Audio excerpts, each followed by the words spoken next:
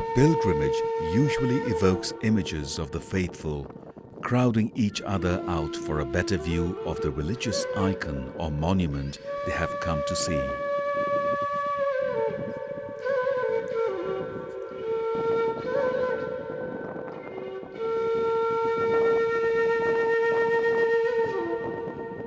Around Mount Kailash in remote southwest Tibet, each man and woman is rendered insignificant in the face of nature's vast canvas.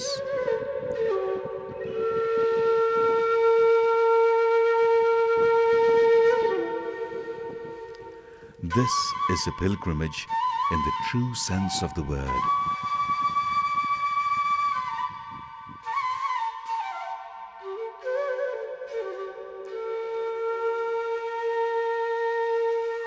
A fortnight's journey to Mount Kailash combines pilgrimage and Himalayan hike.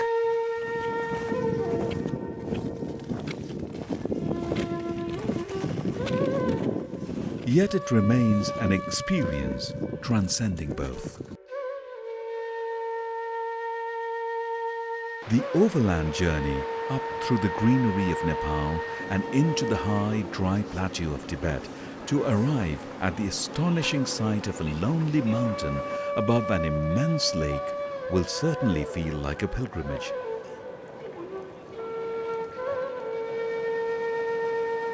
But it is the tough 3-day hike around the 6,700-meter Kailash, culminating in a 5,600-meter pass, that will remind you that your journey isn't done until you follow the footsteps of the most intrepid of travelers.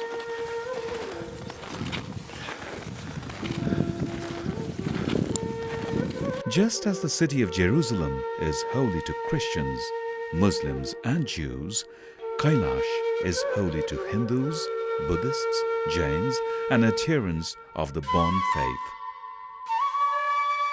Yet, Kailash is far more than a religious site. The region around it is the source of some of the most important rivers in Asia. It is a place on earth like no other. No wonder that it has been seen as a gateway to paradise for millennia. On the shores of Lake Mansarovar, which stretches out before Kailash, the traveler will feel he is in the other world.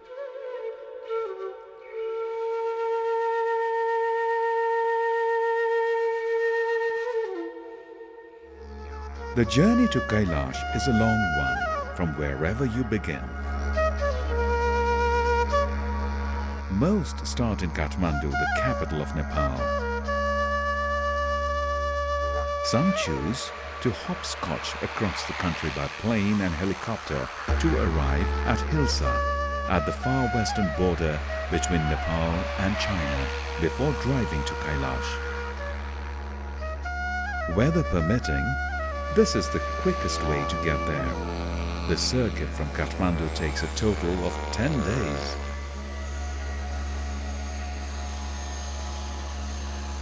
But this route is expensive and may not allow for adequate acclimatization. Kathmandu is at an altitude of 1,300 meters and Lake Mansarovar lies at 4,600 meters.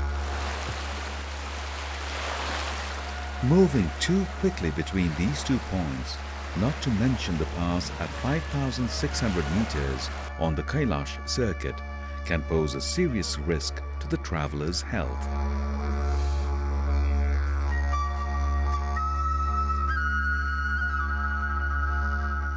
A more practical and economical option is the overland route up north from Kathmandu, heading west through the length of Tibet. This 20-day trip prepares the traveler better for the rigors ahead. It is also, literally and figuratively, a means of travel far closer to the ground. Moving up through the green foothills of the Himalayas, you will cross over the natural border between Nepal and China onto the Tibetan plateau, then traverse much of this vast dry expanse stopping at settlements along the way. By the time you reach Kailash, you will understand what it means not just to yourself, but to the people and the land around you.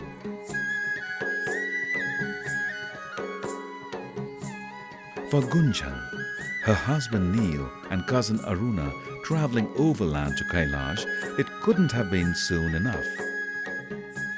They've wanted to go to Mount Kailash for so long.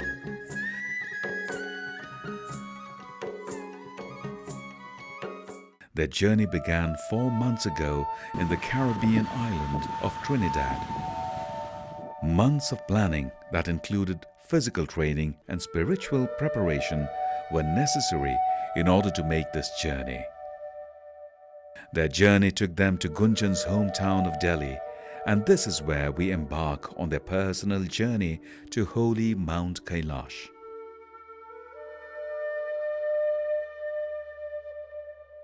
Finally here at Delhi's airport, leaving Delhi to go to Kathmandu, which is officially the start of our journey. This place, particularly India Explored, this gave us the perfect start because it has like these big lingams and all the Indian spirituality attached here separately, which seems like such a perfect start because we are in that mindset now, and it has all kind of different books and different experience and lingam and a healing pool in the middle where we dipped our feet and our hands and we're feeling healed already a little bit.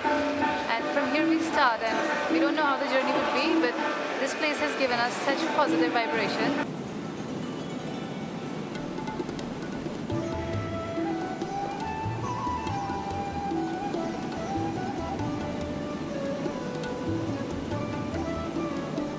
Finally arrived to Kathmandu, and it feels hot. But not so hot, not hot like Delhi. It's nice and pleasant. Maybe hot like Trinidad? Yes. Yes, exactly like Trinidad. Now we're going to a hotel. There are people to receive us.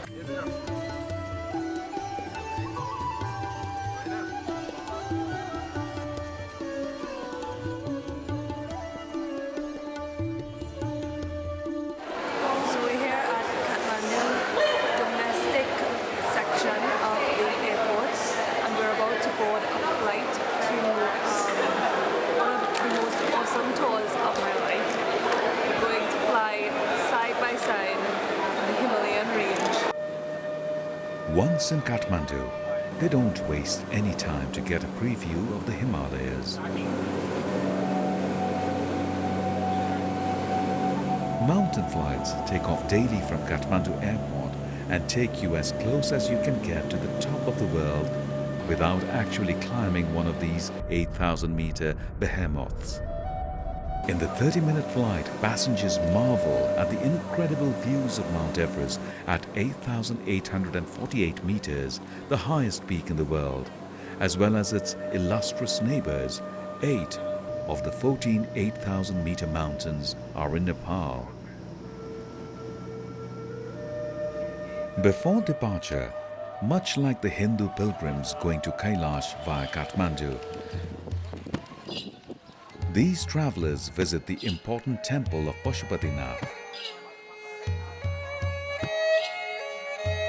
This temple on the banks of the river Bagmati is dedicated to Shiva, one of the Hindu trinity of gods, and dates back to 400 AD. Since Mount Kailash is revered as the abode of Shiva and his consort, Parvati, Pashupatinath is the perfect place to start. पशु पास और मुक्ति सब मिला के Pashupati. The devout have been seeking Shiva for eons. The priest recounts an incident at the end of the Hindu epic, the Mahabharata. The group will be hoping Shiva blesses their journey to Mount Kailash. So, put their trust in the Rudraksha beads they have received at the end of their prayers. I have no doubt now that we're going to have a most successful journey, and we were given these Rudraksha malas. Rudraksha beads are emblems of Shiva. It is said that once Shiva opened his eyes after a long period of meditation and the extreme fulfillment made him shed a tear. This single tear from Shiva's eyes grew into a Rudraksha tree. And with that, they are off. For what has traditionally been viewed as a religious pilgrimage, there are some surprising sights to take in along the way.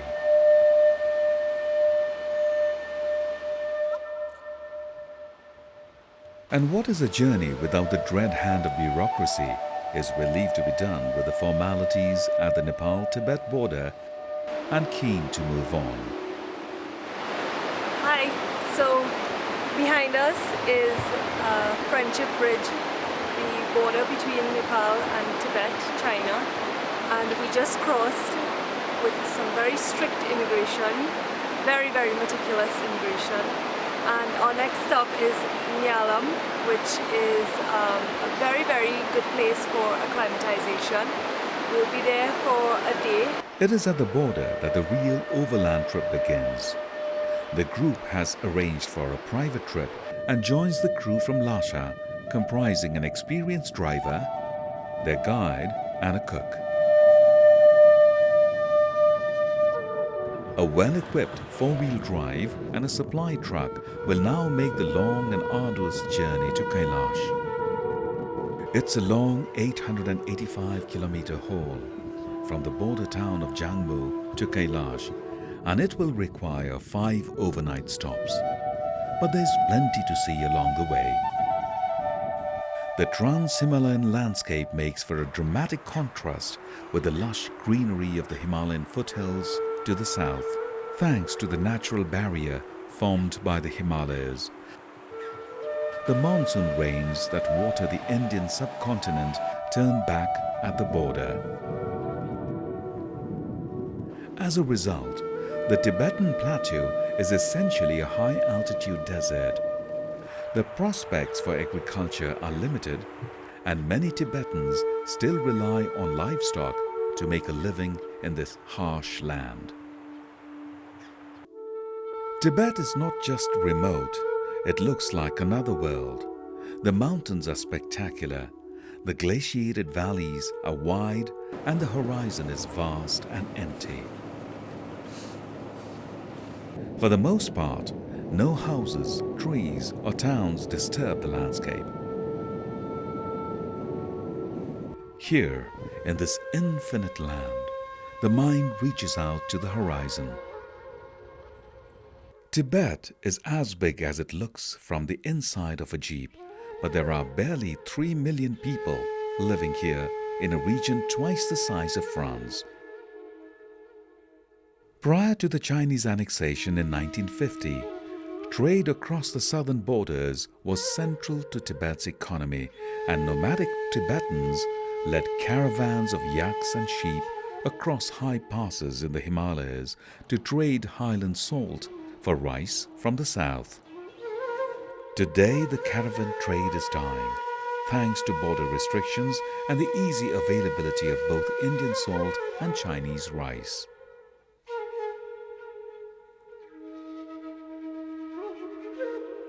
Some fear China's suppression of Tibetans, which resulted in mass killings and the wholesale destruction of monasteries during the Cultural Revolution of the 60s, threatens Tibet's very survival. But the Tibetan people are a resilient lot, and government resources have their own advantages, such as this road and infrastructural development throughout the region.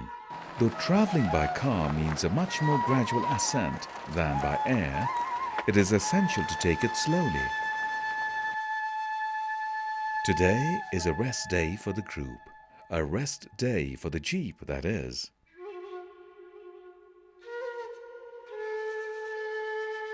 We're here at beautiful Nyalam. We arrived last night, went to bed, and woke up this morning to a hearty breakfast, and we are currently on our acclimatization. Aruna, Gunjan and Neel have to get some practice while getting used to the altitude. It was one hot climb back up because of the thin air here, and as you can see, we are really breathless. but feeling really nice, really, really good. This environment is so charged with like bounty nature and streams flowing, and it's just, the camera cannot capture what we're seeing. Back on the road, the weather seems to be mimicking how the group is feeling. But then the sky is clear, and so is the travelers' heads. Their excitement as they near Mansarovar Lake and Mount Kailash is palpable. Driving to Mansarovar now, Lake Mansarovar, which is one of the highest freshwater lakes. And from there, we'll go to our base camp from where we'll start the circumambulation. All of a sudden, the weather has changed and it has started to snow, as you could see. So we're getting there, but we're getting there very slow because of the sudden change in the weather. See you at Mansarovar. And who would begrudge them such excitement? Mansarovar has to be seen to be believed. So we just saw Mansarovar Lake. We are about 15 minutes away from reaching, but we are still able to see, and I wish you could see what we could see right now. All you see is the prettiest blue ever. So pretty. So eagerly awaiting these 15 minutes to go so that we can finally reach to Mansarovar. The Tibetan plateau receives hardly any rain and less than 10 inches of snowfall a year.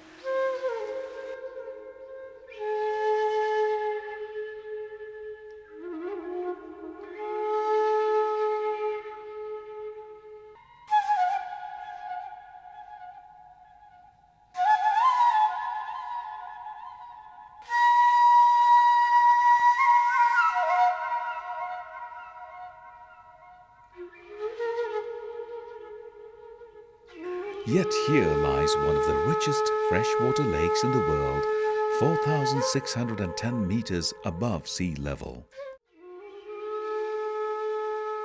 This incredibly beautiful lake, fed by the glaciers of the surrounding mountains, is 88 kilometers round and up to 70 meters deep.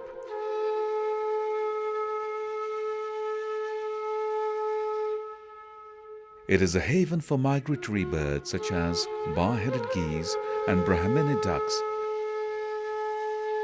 and along with its demon twin, Rakshastal, has immense hydrographic significance for the entire Indian subcontinent.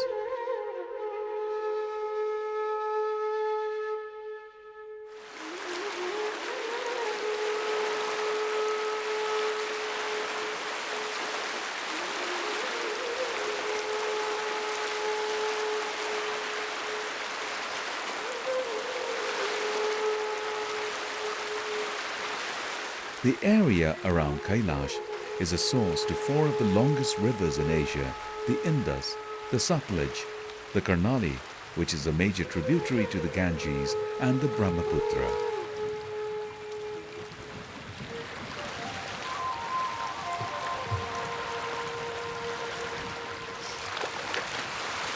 The spiritual significance of Mansarovar, the 8-petaled lotus, cannot be overstated.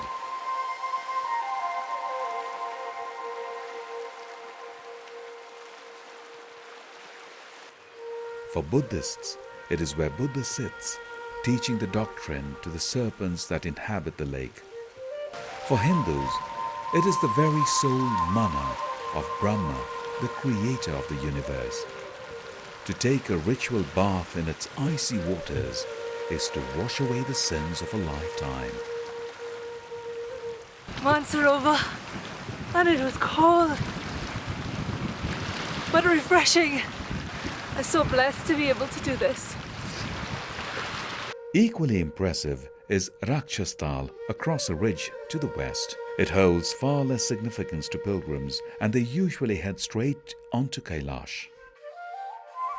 But for shamans and tantrics, the demon lake, described as black lake of poison in the shape of a hide conch made of human skin, it is a place of power.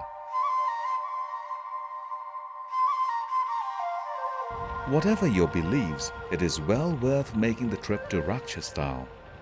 Also worth seeing is the massif of Gurlamandatta to the south of these gigantic lakes at 7,700 meters, one of the highest mountains in the region.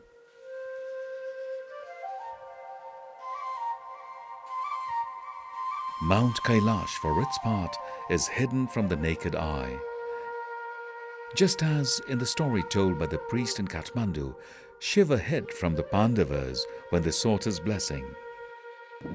Neel's camera does a better job, and he's up and about early the next morning to view Kailash from the shores of the lake, determined to get his fill of the holy mountain. It's a sight to soothe the souls of believers and non-believers alike.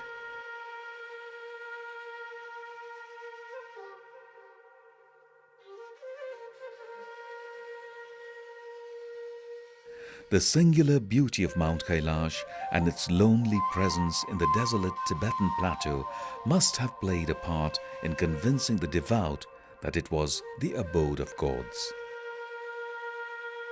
The Hindu god Shiva is said to live on top of Mount Kailash, which is seen as the temporal counterpart of the cosmic center of the universe.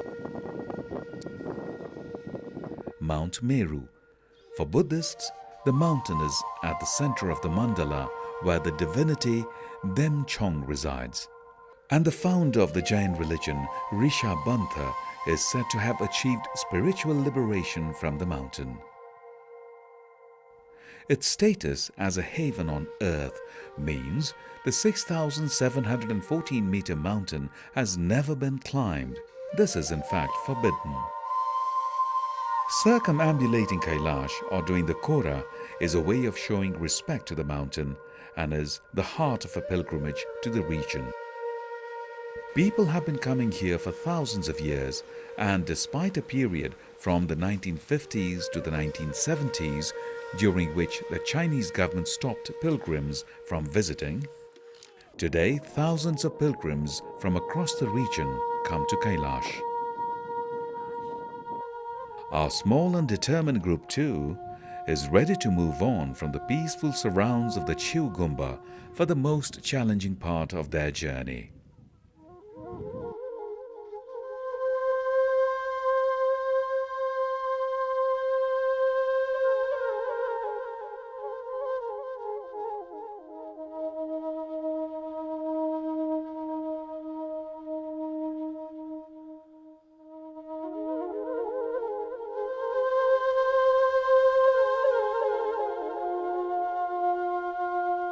The stay here was very humbling.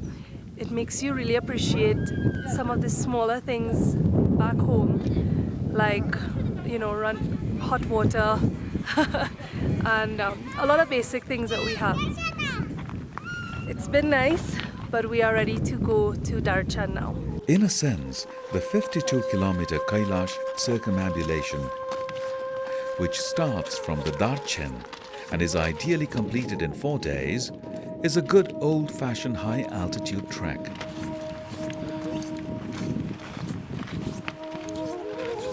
For the Tibetan pilgrims who complete it in 36 hours, it is more of a romp, but such haste is not recommended for those unaccustomed to the altitude. The walk is mostly level, but at these altitudes, even minor inclines can be exhausting. It's best to take it slowly.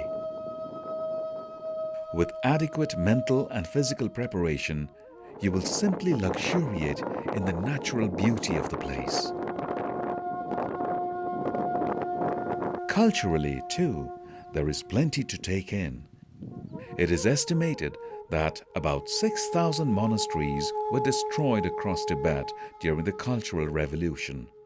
The Gumpas around Kailash too suffered, but some have been restored or rebuilt next to some of the innumerable mythical sites on the circuit, such as the Nyenri Gumpa, the Drirya Phuk Gumpa, and the Zutrul Phung Gumpa.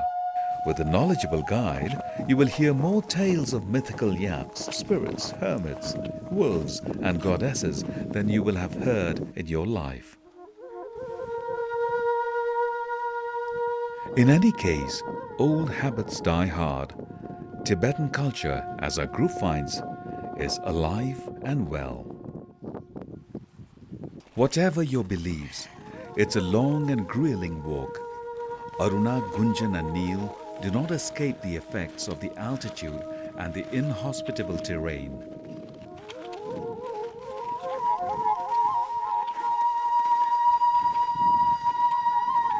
Their journey is complicated by difficulty in breathing and chronic headaches during the toughest bits. But all agree that it's a small price to pay for the immeasurable rewards.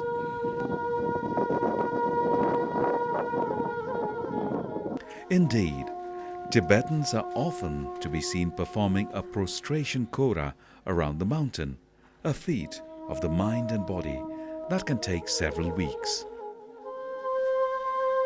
It is believed that one kora around Kailash cleanses the sins of one life. 13 circuits do away with the sins of one era, and 108 kora, if you were really single-minded that is, will grant you nirvana or moksha.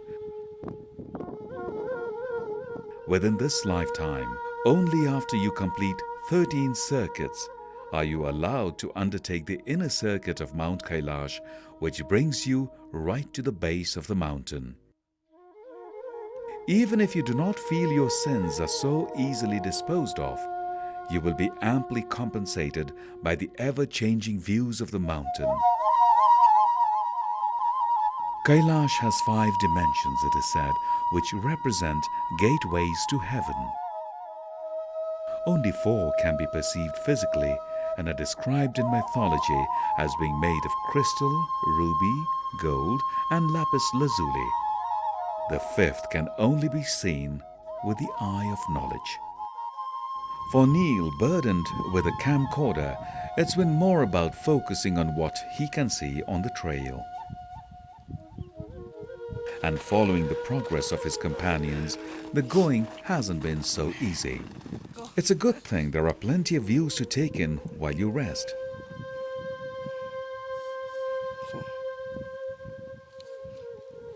And later, on the way up, a little mutual encouragement is necessary. But they are as determined as anyone else. The closer the group gets to Kailash, the more excited they get.